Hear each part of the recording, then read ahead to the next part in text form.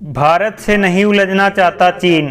उसने अपना ध्यान दक्षिण एशिया से हटाकर दक्षिण पूर्वी एशिया पर लगाना शुरू कर दिया है। दरअसल चीन पहले भारत को घेरने के लिए इसके पड़ोसियों को अपने पाले में करना चाहता था। इसके लिए उसने इन देशों में अपनी महत्वाकांक्षी परियोजना BRI के तहत भारी निवेश भी किया। इस बहाने चीन ने नेपाल, बांग्लादेश, श्रीलंका, पाकिस्तान, मालदीव और अफगानिस्तान में कई बड़ी योजनाएं भी चलाई। लेकिन भारी खर्च के बावजूद जब चीन को इन देशों में किए गए निवेश का समय पर कोई आर्थिक लाभ नहीं मिला तो उसने अपना ध्यान इस ओर से हटा लिया। ऐसा नहीं है कि चीन को सिर्फ आर्थिक नुकसान हो रहा था जो चीन ने दक्षिण एशिया से अपना ध्यान हटाया। चीन ने पहले श्रीलंका और पाकिस्तान के राजनीतिज्ञों को रिश्वत देकर अपनी तरफ मिलाया, फिर इन देशों में भारी निवेश किया। जितने कर्ज की उन्हें ज़रूरत थी चीन ने दिया, लेकिन ऊंची ब्याज दरों पर। कर्ज की शर्तें पारदर्शी नहीं थी, इस वजह से ये देश चीन के कर्ज जाल में फंस गए। उस समय चीन ने इन देशों के बंदरगाह ग्वादर और हम्बनटोटा को 99 वर्ष के लिए पट्टे पर ले लिया। इसके चलते इन देशों में चीन के खिलाफ विरोध प्रदर्शन होने लगे, जिस कारण चीनी परियोजनाओं का यहाँ चलना मुश्किल हो गया। पाकिस्तान और श्रीलंका में लोगों को पता चल गया कि चीन उन्हें तरक्की का झांसा देकर उन्हें लूटने आया है।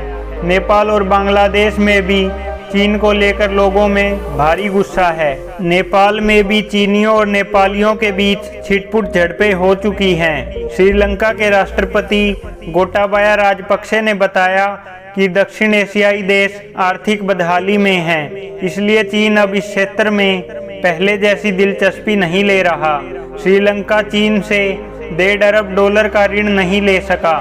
जब श्रीलंका ने चीन से जरूरी सामान खरीदने के लिए $1 अरब के ऋण की मांग की तो उन्हें चीन से ये सुनने को मिला कि चीन श्रीलंका की मदद करेगा, लेकिन उसे ये पसंद नहीं है कि पुराना कर्ज चुकाने के लिए कोई नया कर्ज ले।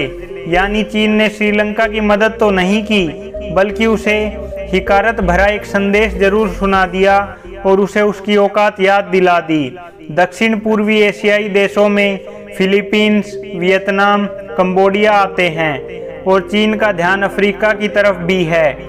चीन का ध्यान पाकिस्तान की तरफ से भी हट गया है। इसके साथ ही चीन ने जितनी परियोजनाओं में पैसा लगाया था वह भी अब पाकिस्तान में नहीं आ रहा। ऐसा लगता है चीन को जो कुछ हासिल करना था वह उसने इस पूरे क्षेत्र से हासिल कर लिया है और अब वह नए चारागाह की तलाश में दक्षिण पूर्वी एशिया और खनिजों से भरे अफ्रीकी महाद्वीप का रुख कर रहा है।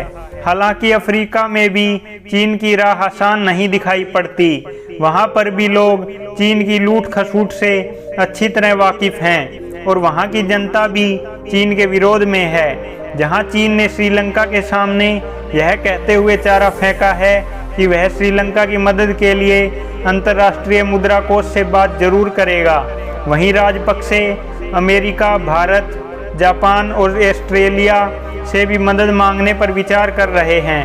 क्वाड देशों से मदद मांगना चीन को परेशान कर सकता है, क्योंकि यहाँ पर चीन अकेला है और 4 देशों का गठजोड़ अगर श्रीलंका की मदद करेगा तो चीन को श्रीलंका के अंदर काम करने में परेशानी हो सकती है। वहीं चीन ने श्रीलंका के क्वाड देशों के पास मदद के लिए जाने पर खुद ही श्रीलंका को थोड़ी राहत देते हुए कहा है कि वह आराम से चीन का ऋण लौटा सकता है। गोटाबाया ने कहा कि भारत ने श्रीलंका की इस मुश्किल घड़ी में बहुत मदद की और उनके देश को अंतर्राष्ट्रीय मुद्रा कोष से ऋण दिलवाने के लिए मदद करने हेतु भारत ने आग्रह किया। इस समय श्रीलंका अपनी हालत सुधारने के लिए हर ओर हाथ पांव मार रहा है, भारत को पत्र लिख रहा है और खाड़ी देशों से आग्रह कर रहा है कि श्रीलंका को तेल की सप्लाई जारी रखी जाए ताकि वहां हालात सामान्य होने में मदद मिले। ऐसे में अब श्रीलंका को समझ में आ रहा है कि चीन उसका दोस्त नहीं है, पड़ोसी देश भारत ही उसका सच्चा हितैषी है। दोस्तों, अगर आपको यह वीडियो पसंद आई हो तो आप हमारे चैनल को सब्सक्राइब जरूर करना। जय हिंद।